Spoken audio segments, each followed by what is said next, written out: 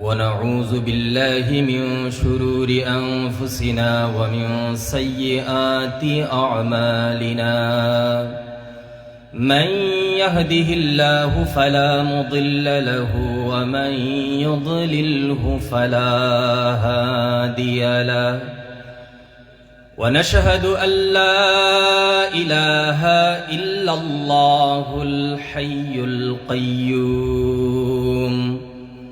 الذي لا تأخذه سنة ولا نوم ونشهد أن سيدنا وسندنا وحبيبنا وشفيعنا ومولانا محمدا عبده ورسوله الذي لا نبوة بعد نبوته ولا رسالة بعد رسالته ولا شريعة بعد شريعته ولا طريقة بعد طريقته ولا خلق بعد خلقه ولا سيرة بعد سيرته ولا كتاب بعد كتابه ولا أمة بعد أمته أما بعد فقد قال الله تعالى في كلامه المجيد وفي فرقانه الحميد أعوذ بالله من الشيطان الرجيم بسم الله الرحمن الرحيم يا أيها الذين آمنوا اتقوا الله حق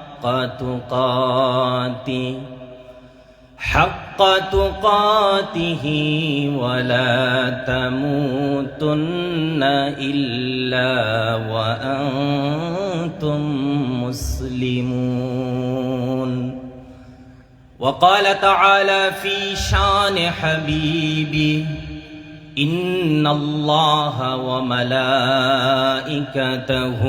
يصلون على النبي يا أيها الذين آمنوا صلوا عليه وسلموا تسليما محبت সাথে সকলে মিলে নামাজের দুরূদ পড়ি اللهم صل على محمد وعلى آل محمد كما صليت على إبراهيم وعلى آل إبراهيم إنك حميد مجيد اللهم بارك على محمد وعلى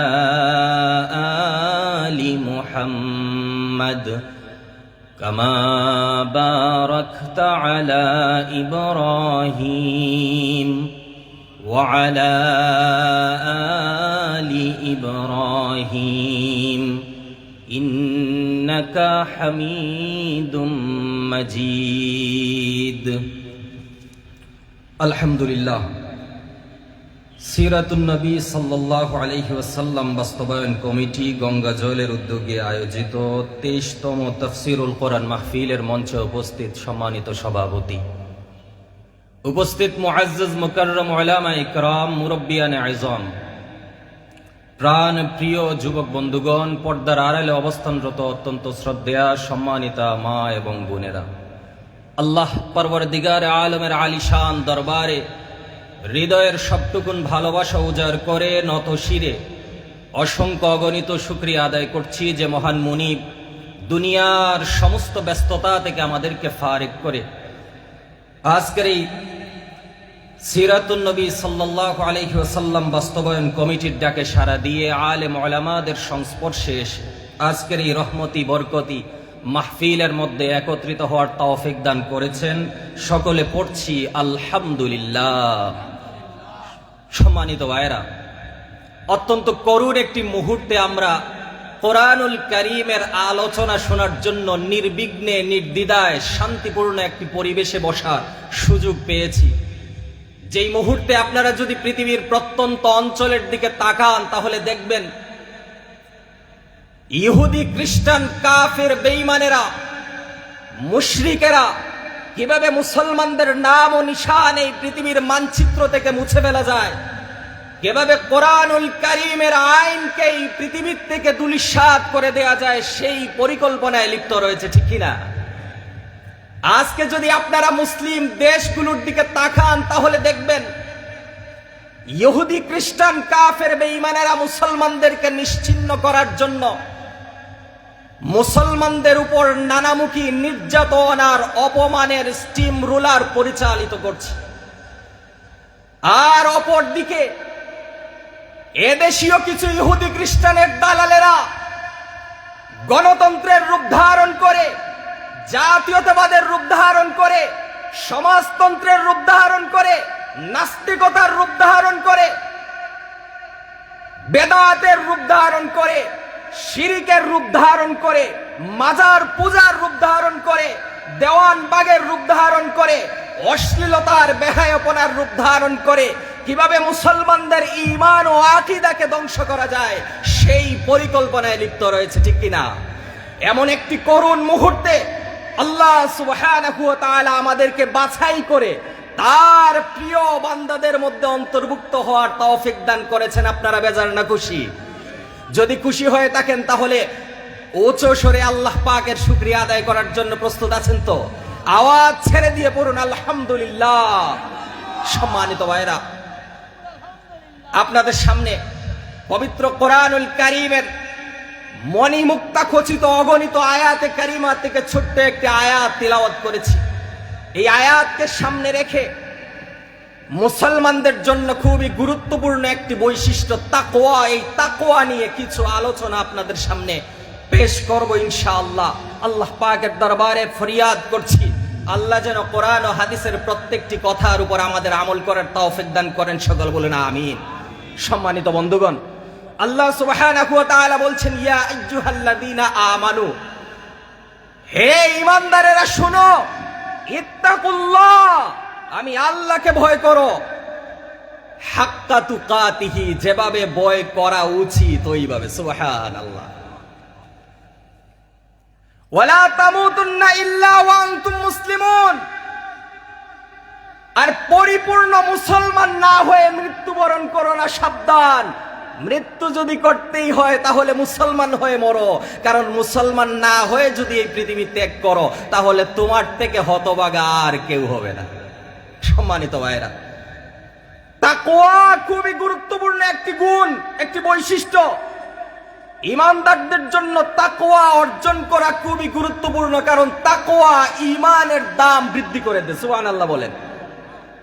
ঈমান সে তো এমনিতেই দামি, আর তার সাথে যদি তাকওয়ার বৈশিষ্ট্য জুড়ে যায় তাহলে সোনায় সুহাগা হয়ে যায়। সুবহানাল্লাহ। এই তাকওয়া কি এটা আমরা জানতে হবে প্রথমে আমাদেরকে। তাকওয়া কাকে বলে? তাকওয়া কি? হযরত ওমর রাদিয়াল্লাহু তাআলা আনহু হযরত উবাই ইবনে কাব রাদিয়াল্লাহু তাআলা আনহুকে একবার জিজ্ঞেস করলেন যে, ভাই আপনি আমাকে একটু বলেন তো তাকওয়া কাকে বলে? সুবহানাল্লাহ। হযরত উবাই ইবনে কাব বলেন, ভাই ওমর, তাকওয়া হচ্ছে আপনি একটি কাঁটাযুক্ত রাস্তা দিয়ে যখন হাঁটবেন তো কিভাবে হাঁটবেন আপনি? হযরত ওমর বলেন, কাঁটাযুক্ত যদি রাস্তা হয় তাহলে খুবই দেখে শুনে আমি হাঁটবো, কারণ কাঁটা আমার পায়ের মধ্যে গেঁথে যাওয়ার সম্ভাবনা আছে। হযরত ওমর বলছেন যে কাঁটাযুক্ত রাস্তা খুব দেখে শুনে পার হতে হবে, দেখে শুনেই পার হব। হযরত উবাই ইবনে কাব বলেন, কাঁটাযুক্ত রাস্তা যেরকম দেখে শুনে পার হতে হয় ওই রকম ভাবে এই পৃথিবীতে আপনি চলতে গিয়ে হাজারো গুনাহের পথ আপনাকে আকৃষ্ট করবে। আপনি বাজার থেকে বাড়িতে আসবেন, হাজারো গুনাহের পথ আপনাকে আকৃষ্ট করবে। ওই গুনাহের সমস্ত পথগুলোর থেকে নিজেকে হেফাজত করে করে এই পৃথিবীতে চলার নামই হচ্ছে তাকওয়া। সুবহানাল্লাহ। সম্মানিত ভাইরা, তাকওয়ার পরিচয় দিতে গিয়ে হযরতে আলী রাদিয়াল্লাহু তাআলা আনহু খুব চমৎকার একটা ব্যাখ্যা দিয়েছেন। হযরত আলী বলেন, তাকওয়া হচ্ছে চারটা গুণের সমষ্টিগত নাম হচ্ছে তাকওয়া। কয়টা গুণের? চারটা বৈশিষ্ট্য।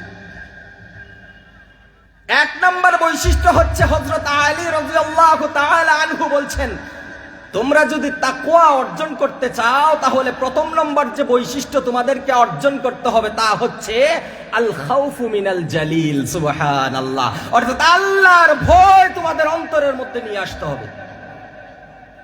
যদি আল্লাহর ভয় তোমাদের অন্তরের মধ্যে নিয়ে আসতে পারো তাহলেই তোমরা মুত্তাকি পরহেজগার হয়ে যাবে। সুবহানাল্লাহ। আমার বন্ধুগণ, আলোচনা চলছে, দিন সকাল থেকে আলোচনা চলছে আর রাত অবধি চলবে ইনশাআল্লাহ। আর বিগত 50-60 বছর থেকে জকিগঞ্জ আলোচনা চলছিল। আমাদের আফসোসের বিষয় হচ্ছে আলোচনা তো প্রতি বছর হয়, আলোচনা হয়, আমরাও আলোচনা শুনি, আর শোনার পরে আলোচনাগুলো আমরা পেন্ডালের মধ্যে রেখে বাড়িতে চলে যাই। এখানে যারা উপস্থিত আছেন আপনারা অন্তত 30, 35, 50টা মাহফিলে এর আগে গিয়েছেন জীবনে, এরকম সবাই, ঠিক কিনা?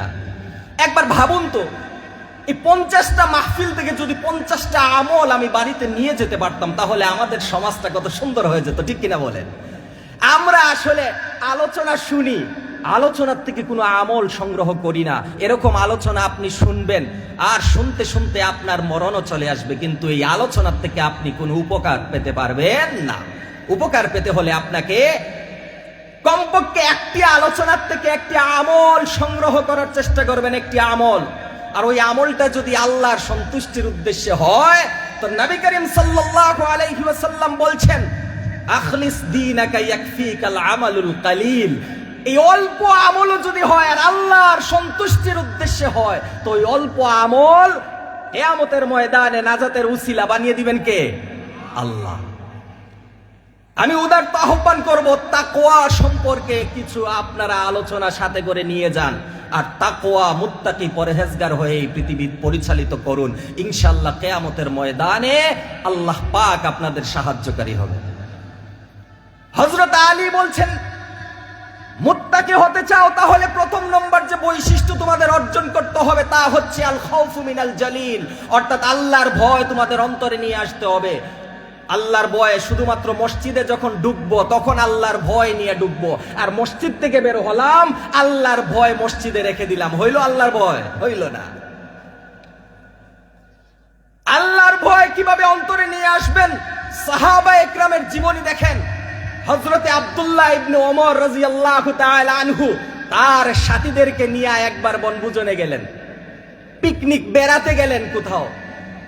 যাওয়ার পরে ওইখানে উন্নত মানের খাবার প্রস্তুত করেছেন বনভোজন করার জন্য।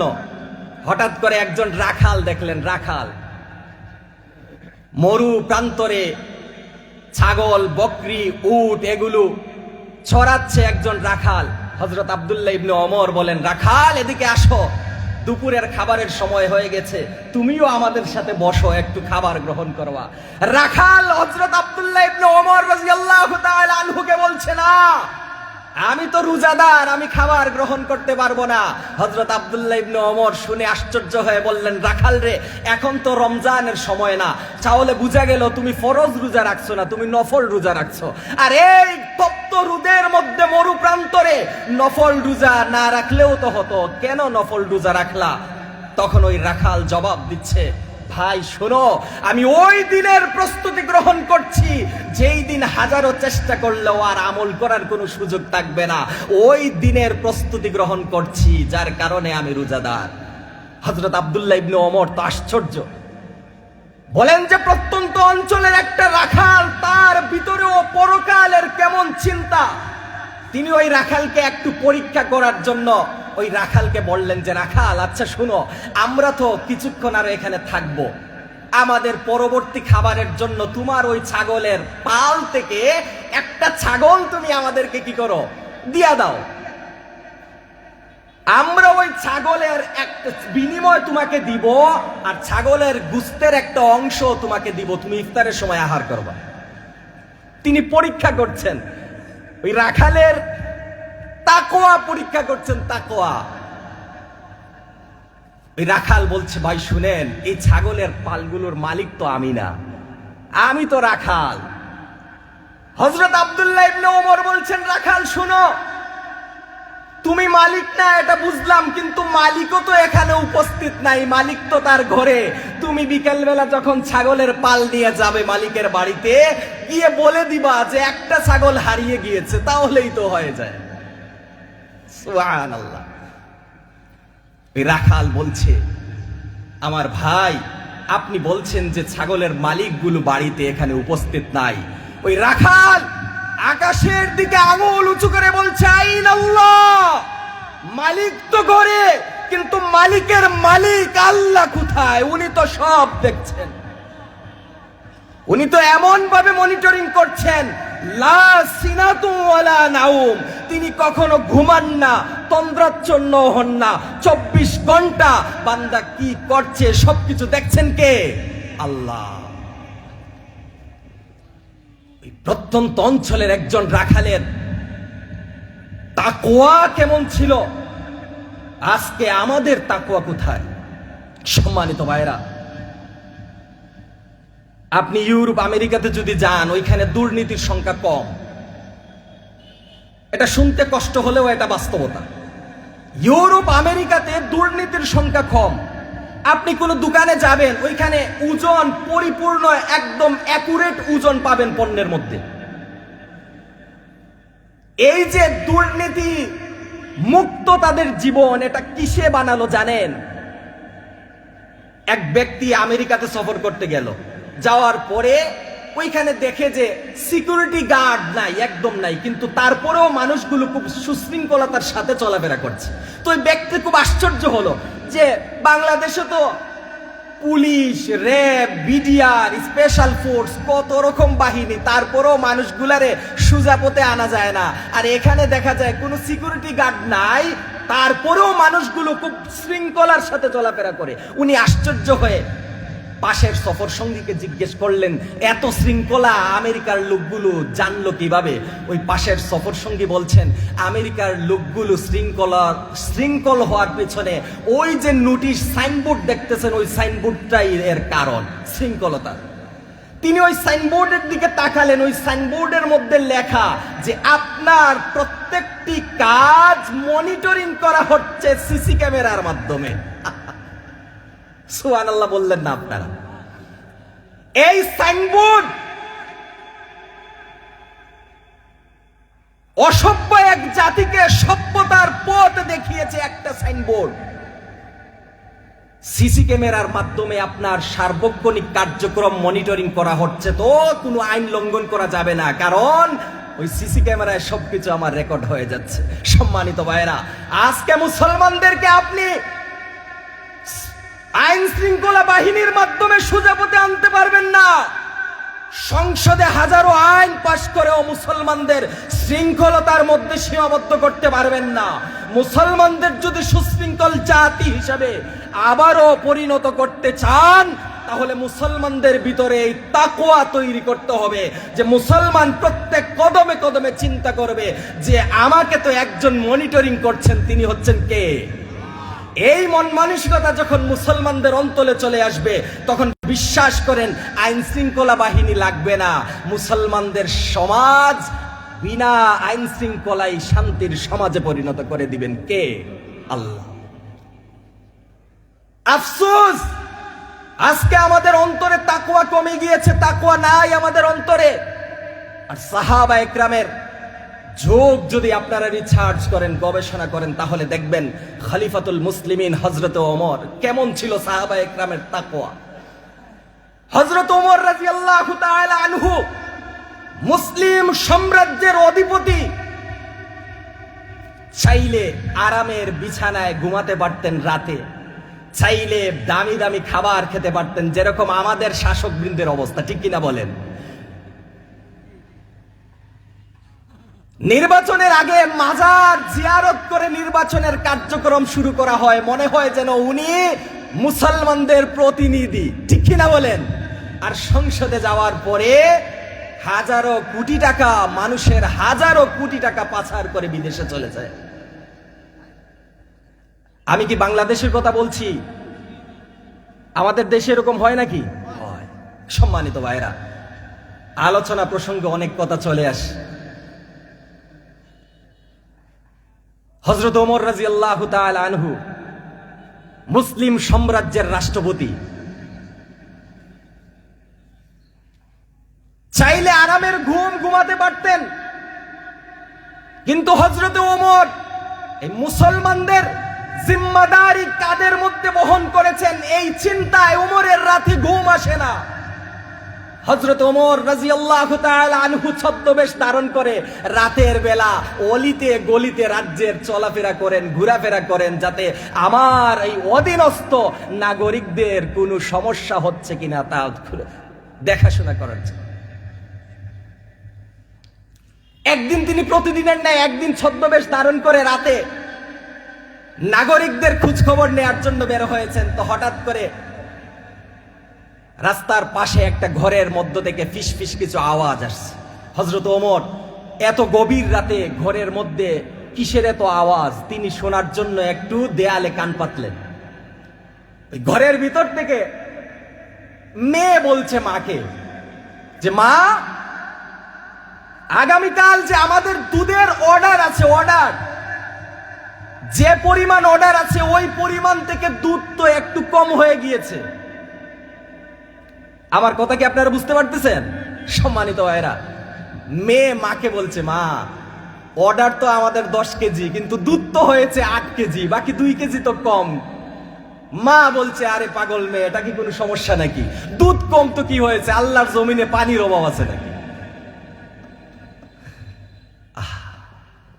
সম্মানিত ভাইরা, তাকওয়া কারে কয় দেখেন।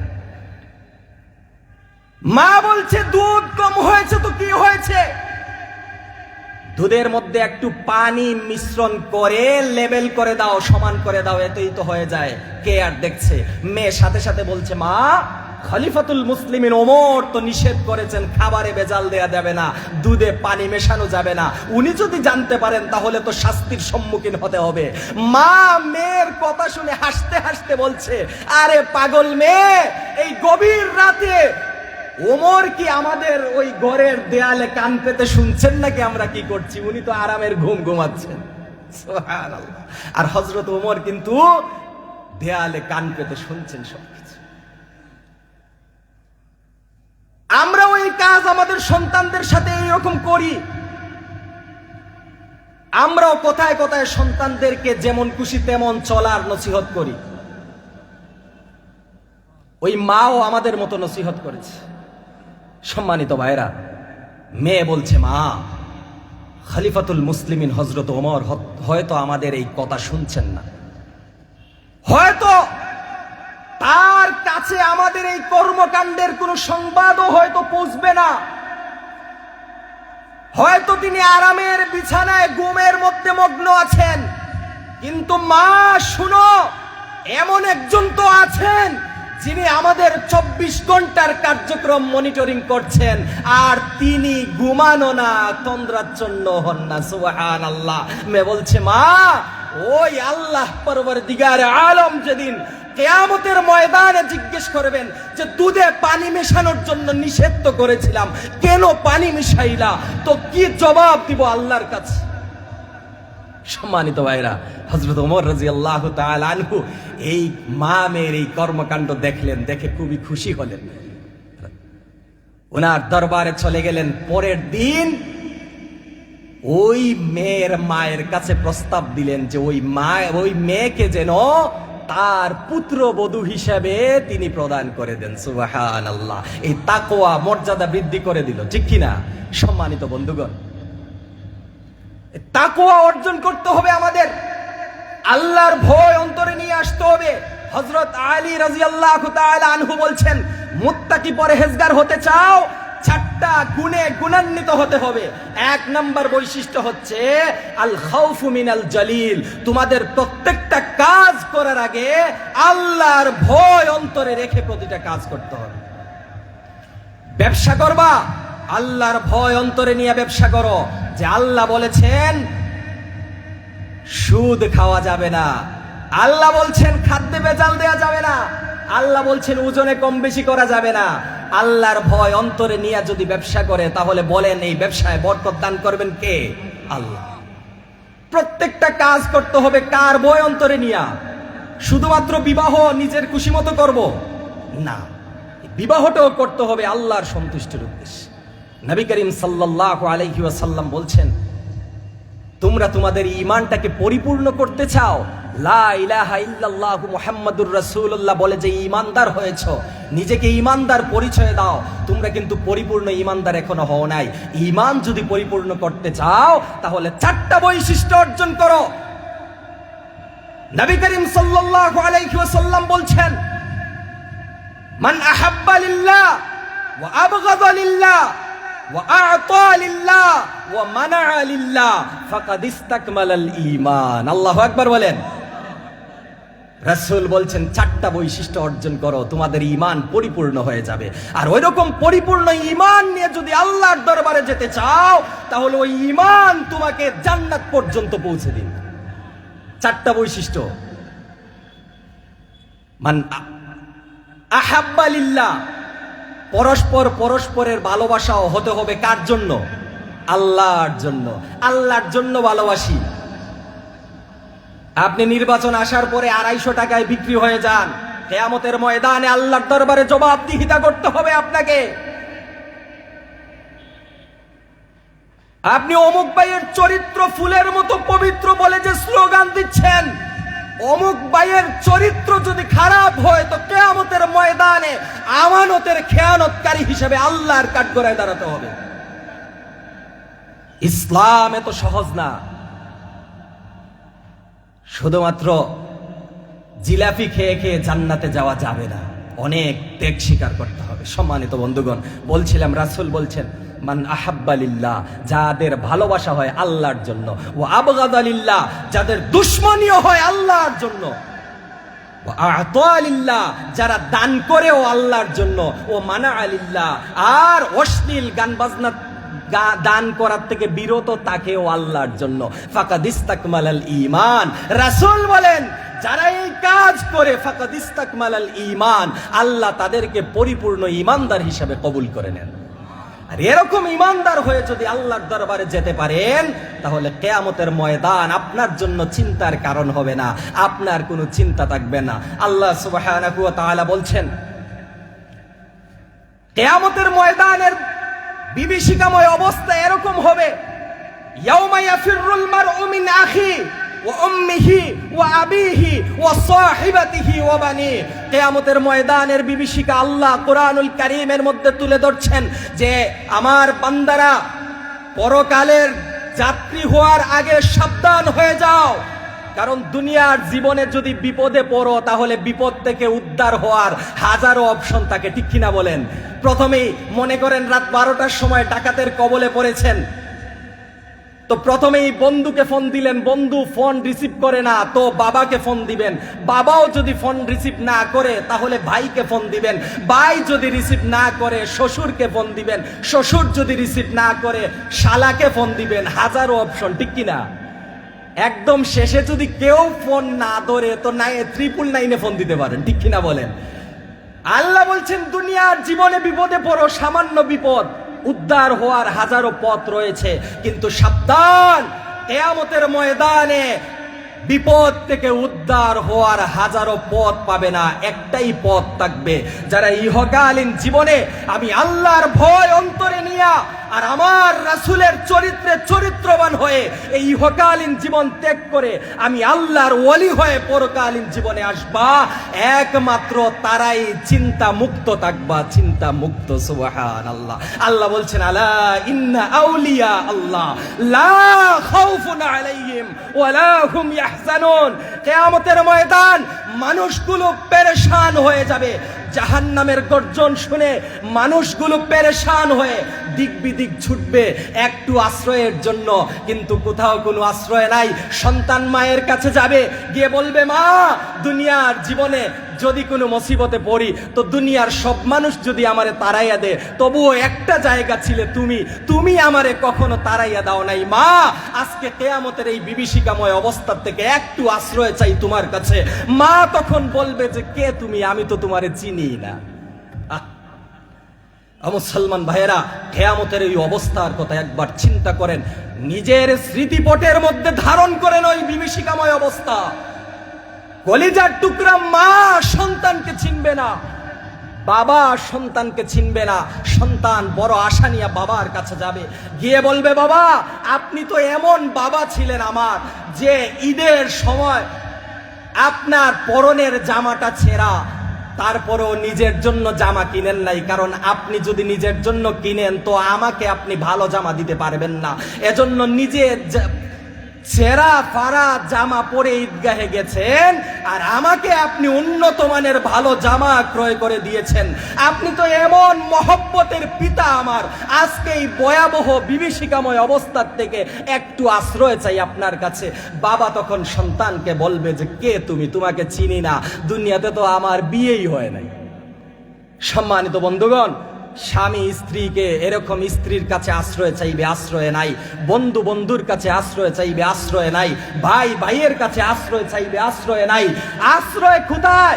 আল্লাহ বলছেন, আলা ইন্না আউলিয়া আল্লাহ, যদি আমার ওলি, আমার বন্ধুতে পরিণত হয়ে যদি এই ইহকালীন জীবন ত্যাগ করতে পারো, তাহলেই কেবলমাত্র তোমার কোনো চিন্তা থাকবে না। আল্লাহ সুবহানাহু ওয়া তাআলা আমাদের প্রত্যেককে আল্লাহর ওলি হয়ে এই পৃথিবী ত্যাগ করার তৌফিক দান করেন, সকল বলুন আমিন। সম্মানিত বন্ধুগণ, হযরত আলী রাদিয়াল্লাহু তাআলা আনহু বলছেন, 4টা বৈশিষ্ট্য অর্জন করো, তাহলেই মুত্তাকি পরহেজগার হতে পারবা। 1 নাম্বার বৈশিষ্ট্য হচ্ছে আল খাউফু মিনাল জালিল। প্রত্যেকটা কাজ করার আগে আগে চিন্তা করবা যে এই যে কাজটা করছি, এই কাজে আমার আল্লাহ সন্তুষ্ট হচ্ছেন কিনা। বাবা মারা যাওয়ার পরে 40 দিনের যে সিন্নি করছি, ওই সিন্নিতে আমার আল্লাহর সন্তুষ্টি আছে কিনা। যদি আল্লাহর সন্তুষ্টি থাকে তো সিন্নি করব, আর যদি আল্লাহর সন্তুষ্টি পাওয়া না যায় তো সমাজের লোক কি বলল তার আমি কোনো পরোয়া করি না। ঠিক কিনা বলেন? ব্যবসা করছি,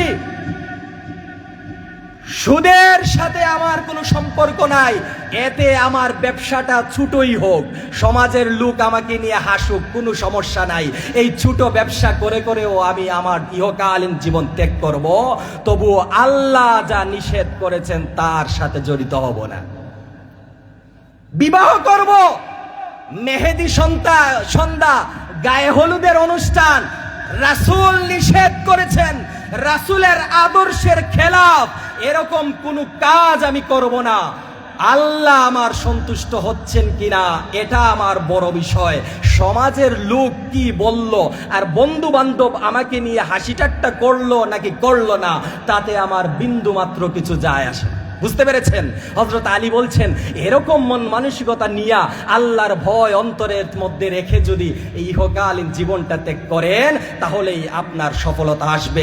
হযরত আলী বলছেন, 2 নাম্বার যে বৈশিষ্ট্য তোমাদের অর্জন করতে হবে তা হচ্ছে ওয়াল আমালু বিত-তানজিল, আমল করতে হবে কোরআন সুন্নাহ অনুযায়ী। বুঝতে পেরেছেন? আমল কোরআন সুন্নাহ অনুযায়ী হবে নাকি মন গড়া হবে? কোরআন সুন্নাহ অনুযায়ী হতে হবে। আমল হতে হবে কোরআন সুন্নাহ অনুযায়ী। এই কোরআনুল কারীম, নবী করিম সাল্লাল্লাহু আলাইহি ওয়াসাল্লাম এই পৃথিবীর বুকে এসেছেন, আর আল্লাহ সুবহানাহু ওয়া তাআলা রাসূলকে অগণিত মুআজিজা দান করেছেন। রাসূলকে প্রদানকৃত আল্লাহর শ্রেষ্ঠ মুআজিজা হচ্ছে এই কোরআন। সুবহানাল্লাহ বলেন। মুআজিজা আল্লাহ সুবহানাহু ওয়া তাআলা আগেকার নবী রাসূলকেও দান করেছিলেন। যেমন হযরতে দাউদ আলাইহিস সালাতু ওয়াস সালামকে আল্লাহ মুআজিজা দান করেছিলেন। তিনি যখন লোহা হাতের মধ্যে নিয়ে চাপ দিতেন তো আল্লাহর হুকুমে লোহা মোমের মতো গলে আঙ্গুলের ফাঁক দিয়ে বের হয়ে যেত। সুবহানাল্লাহ। হযরত সুলাইমান আলাইহিস সালাতু ওয়াস সালামকেও মুআজিজা দান করেছেন। হযরত সুলাইমান এরকম কাঠের তক্তা সিংহাসনে যখন বসতেন তো বিনা ইঞ্জিনে সিংহাসন পৃথিবীর এক প্রান্ত থেকে অপর প্রান্ত তাকে নিয়ে বেরোত। সুবহানাল্লাহ। আপনারা কথাগুলো শুনে সুবহানাল্লাহ বলছেন না, মনে হয় যেন এরকম ইঞ্জিন ছাড়া সিংহাসন মনে যোগীগঞ্জের বাজারে পাওয়া যায় নাকি? পাওয়া যায়? তো আপনারা আশ্চর্য হলেন না। সম্মানিত বন্ধুগণ, মুআজিজা দান করেছেন হযরত মূসা আলাইহিস সালাতু ওয়াস সালামকেও। তিনি যখন হাতের লাঠিটা জমিনের মধ্যে ছেড়ে দিতেন, লাঠি বিশাল সাপে পরিণত হয়ে যেত। এরকম হযরত ঈসা আলাইহিস সালাতু ওয়াস সালামকেও মুআজিজা দান করা হয়েছে। তিনি যখন জন্মান্ধের চোখে হাত বুলাতেন তো আল্লাহর হুকুমে জন্মান্ধের চোখ ভালো হয়ে যেত। সুবহানাল্লাহ। নবী রাসূলকে মুআজিজা দান করেছেন, আর আমাদের রাসূল সাল্লাল্লাহু আলাইহি ওয়াসাল্লামকেও আল্লাহ মুআজিজা দান করেছেন। দুইটা মুআজিজার মধ্যে একটা পার্থক্য আছে। আগেকার যুগের নবী রাসূলদের যে মুআজিজা দান করেছেন, নবী রাসূলরা যতদিন পৃথিবীতে ছিলেন মুআজিজা তাদের কাজ করেছে। পৃথিবীর থেকে বিদায় নিয়ে চলে গেছেন, মুআজিজাও সাথে করে নিয়ে গেছেন, আর এই মুআজিজা কাজ করে না। হযরত দাউদ আলাইহিস সালাম পৃথিবীতে যতদিন ছিলেন মুআজিজা কাজ করেছে। দাউদ আলাইহিস সালাম পৃথিবীর থেকে বিদায় নিয়ে চলে গেছেন, মুআজিজাও নিয়ে গেছেন। আজকে পৃথিবীর কোনো মানুষ হাজারো চেষ্টা করলেও কি লোহাকে এরকম হাত দিয়ে চাপ দিলে গলাতে পারবে? পারবে না। হযরত সুলাইমান আলাইহিস সালাম পৃথিবী থেকে বিদায় নিয়ে চলে গেছেন, মুআজিজাও সাথে করে নিয়ে গেছেন। আজ আর পৃথিবীর কোনো মানুষ বিনা ইঞ্জিনে তক্তার উপর উড়ে বেড়াতে পারবে না, ঠিক কিনা বলেন? এরকম ভাবে হযরত মূসা আলাইহিস সালাতু ওয়াস সালাম পৃথিবীর থেকে বিদায় নিয়ে চলে গেছেন, মুআজিজাও তিনি সাথে করে নিয়ে গেছেন। আজ আর পৃথিবীর কোনো মানুষ হাজারো চেষ্টা করলেও কি লাঠিকে সাপে পরিণত করতে পারবে? পারবে না। হযরত ঈসা আলাইহিস সালাম পৃথিবীতে ছিলেন, মুআজিজা কাজ করেছে। পৃথিবীর থেকে বিদায় নিয়ে চলে গেছেন, মুআজিজা সাথে করে নিয়ে গেছেন। আজ আর পৃথিবীর কোনো মানুষ হাজারো চেষ্টা করলেও জন্মান্ধের চোখে হাত বুলালেই কি চোখ ভালো হবে? হবে না। বুঝার বিষয় হচ্ছে পয়গম্বর আলাইহিস সালাতু ওয়াস সালাম পৃথিবীতে ছিলেন, মুআজিজা কাজ করেছে। পৃথিবীর থেকে চলে গেছেন, মুআজিজার কাজ শেষ হয়ে গিয়েছে। কিন্তু আপনার আমার নবী সাইয়্যিদুল মুরসালিন রাহমাতুল লিল আলামিন হযরত মুহাম্মদুর রাসূলুল্লাহ সাল্লাল্লাহু আলাইহি ওয়াসাল্লাম অসংখ্য অগণিত মুআজিজা আল্লাহ তাকে দান করেছেন। তন্মধ্য থেকে শ্রেষ্ঠ মুআজিজা হচ্ছে রাসূলের এই কোরআনুল কারীম। নবীজি এই পৃথিবীতে যতদিন ছিলেন কোরআনের মুআজিজা কাজ করেছে। এই কোরআন দিয়ে রাসূল জাহিলিয়াতের অন্ধকারকে চূর্ণ বিচূর্ণ করে দিয়া সোনালী একটি যুগ প্রতিষ্ঠা করেছেন, ঠিক কিনা? রাসূল পৃথিবীর থেকে চলে গেছেন, কোরআন কি সাথে করে নিয়ে গেছেন? না। সুবহানাল্লাহ। রাসূল পৃথিবীর থেকে চলে গেছেন কিন্তু কোরআন সাথে করে নিয়ে যান নাই। উম্মতের দরদে দরদি নবী উম্মতের জন্য কোরআন রেখে গিয়েছেন। সুবহানাল্লাহ। যাতে কিয়ামত পর্যন্ত এই কোরআনের মুআজিজা নবীর উম্মতেরা কাজে লাগিয়ে হেদায়েতের সঠিক পথ, সঠিক দিশা পেতে পারে। এজন্য রাসূল কোরআন রেখে গিয়েছেন, সাথে করে নিয়ে যান নাই। রাসূল উম্মতের জন্য কোরআন সাথে করে নিয়ে যান নাই, রেখে গেছেন। আর উম্মত, রাসূলের ওই উম্মত কোরআন বাজার থেকে ওই বিবাহের সময় বাপের বাড়ির থেকে যে বিভিন্ন ফার্নিচার দেয়া হয়, ওই ফার্নিচারের সাথে এক জিল কোরআনুল কারীমও দেয়া হয়েছিল। আর এই কোরআনটা ওই থারিয়ার উপরে সুন্দর করে সাজিয়ে রেখেছি।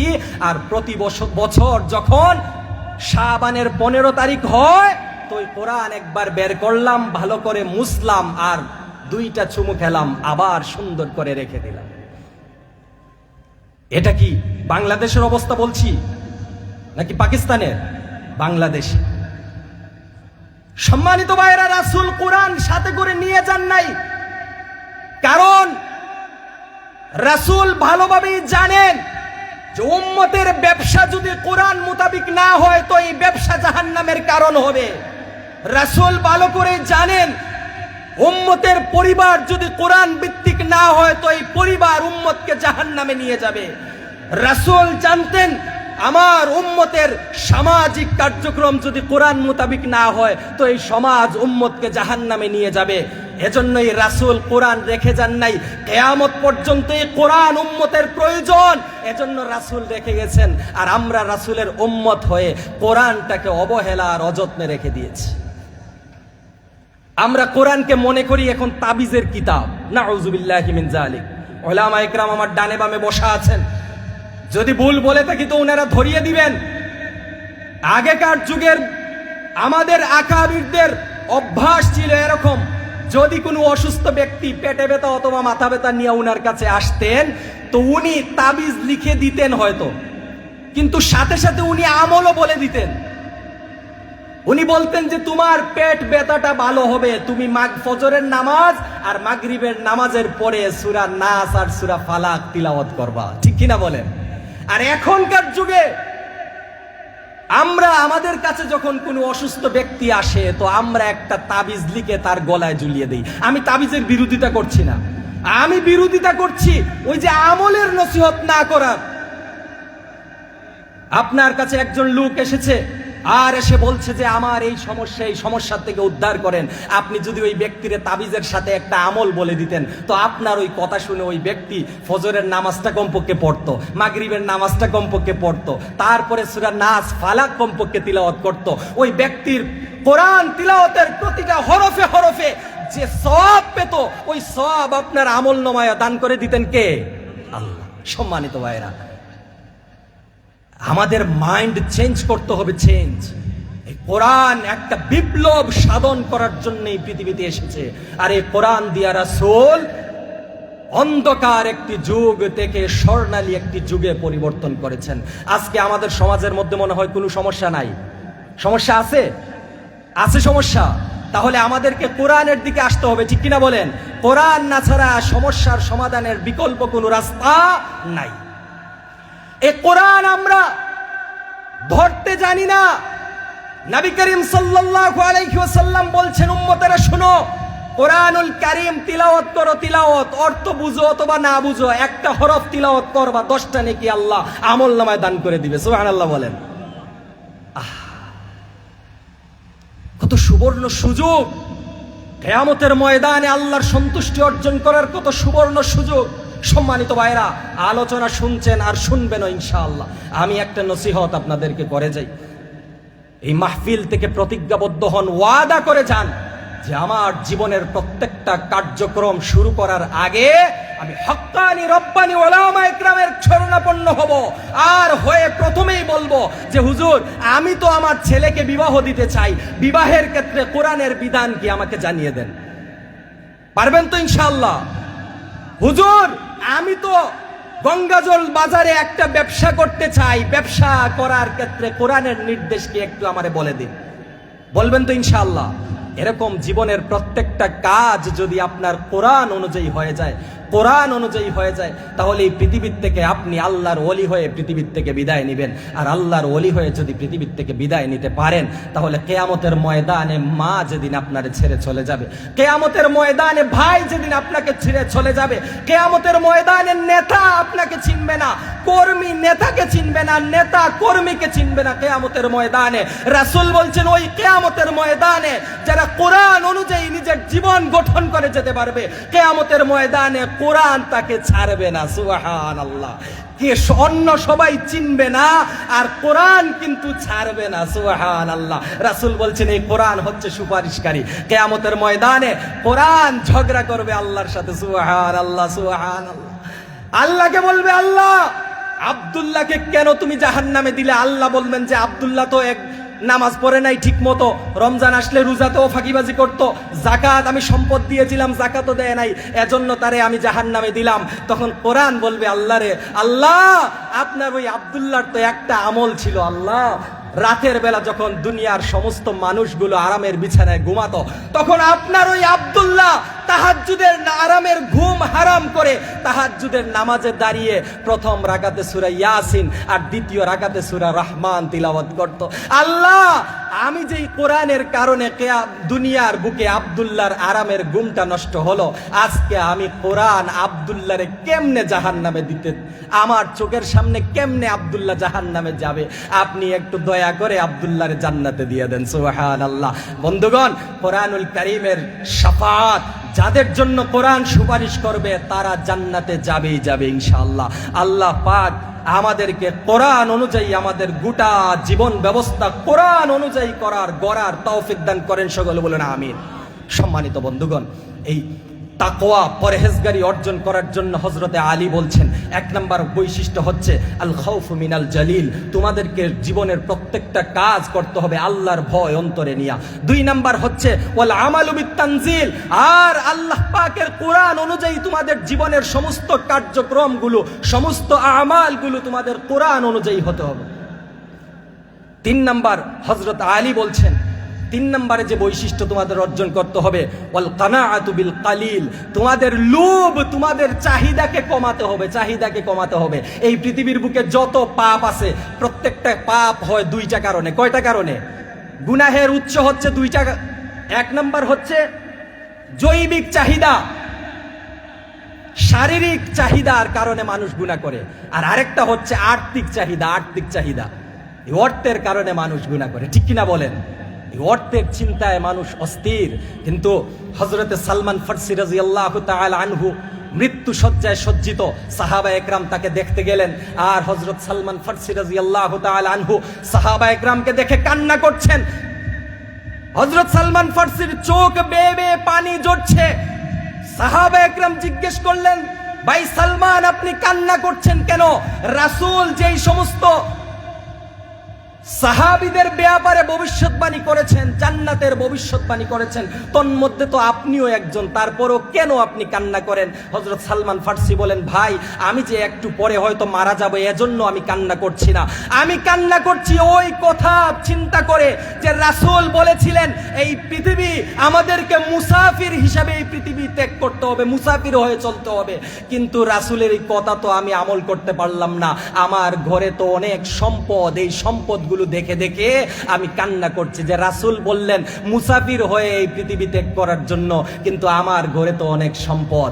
সাহাবা একরাম ঘরের দিকে তাকিয়ে দেখেন সম্পদ মানে হচ্ছে একটা দুইটা বাটি, একটা থালা, একটা বাটি, আর সামান্য আরো কিছু সম্পদ, এই সামান্য কিছু।